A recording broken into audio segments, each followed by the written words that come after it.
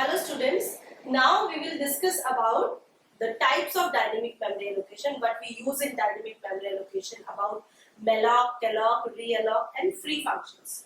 So by definition, as we have already told, I have already told you that in dynamic memory allocation, the memory is allocated during execution time or run time.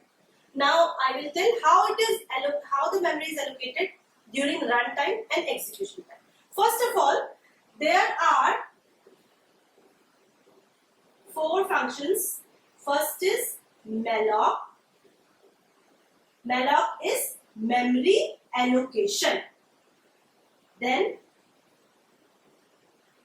it is calloc function, memory allocation, calloc, then realloc, okay, then free function. These are four dynamic memory allocation functions which are defined under the header file called stdlib.h. This is the header file for these four functions: memory allocation, malloc, calloc, realloc and free. They are defined under stdlib.h. Okay, so first of all we will discuss about malloc. So starting with the syntax of malloc. The syntax of malloc is, as I have already told you, that pointer plays an important role.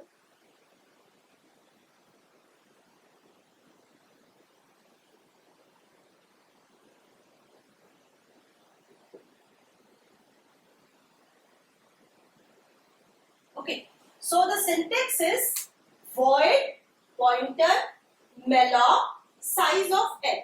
So here in this malloc only one argument is there. Okay, size of n, and that too, this size of n or this n here should always be an unsigned int. It should always be unsigned int. Okay, 0 to positive values. This size of n should be unsigned. Void, this is a syntax, void pointer malloc size of n, and this here the size is the bytes. The size of n is always byte. Like we can say that if n is an integer, then we can write void star malloc 4. Okay, we have to allocate 4 bytes. Okay, so now the question is, why void in the syntax? This is a syntax. Why void? Why we should use void here in malloc? So malloc doesn't have an idea of what it is pointing to. It merely allocates memory by the user, and user don't know what type of memory is, what type of data to be stored. That's why we use void here, and void has one characteristic, void pointer, that void pointer can be typecasted very easily. We can typecast this void to any type. The type of data we want to store, it can be typecasted. So here we can write int pointer malloc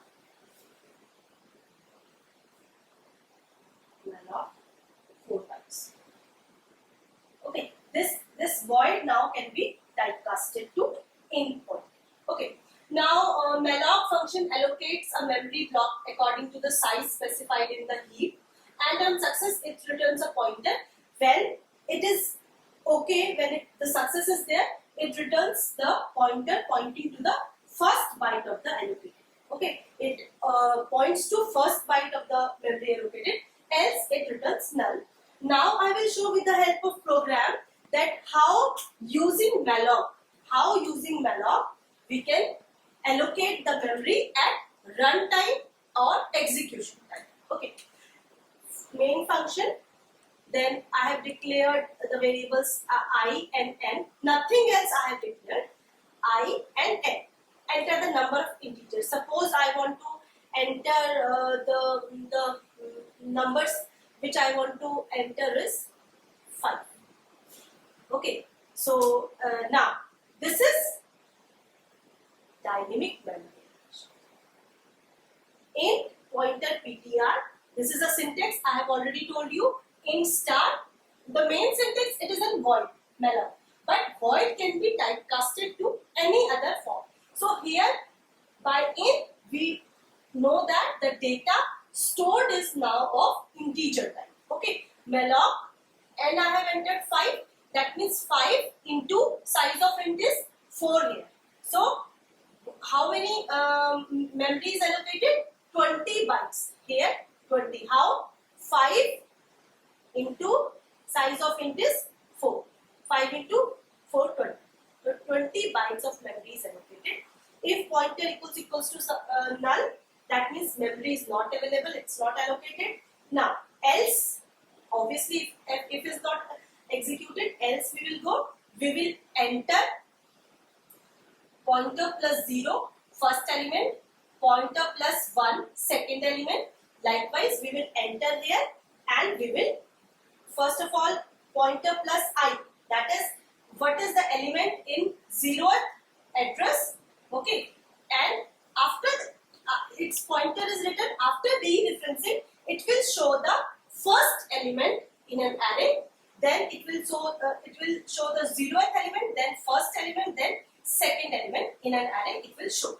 So, in Malloc, the most important point is that it allocates the memory as a large block, a single block of memory. It allocates, like here it is 20 bytes, so it allocates as a single large block of memory in Malloc. A single large block of memory as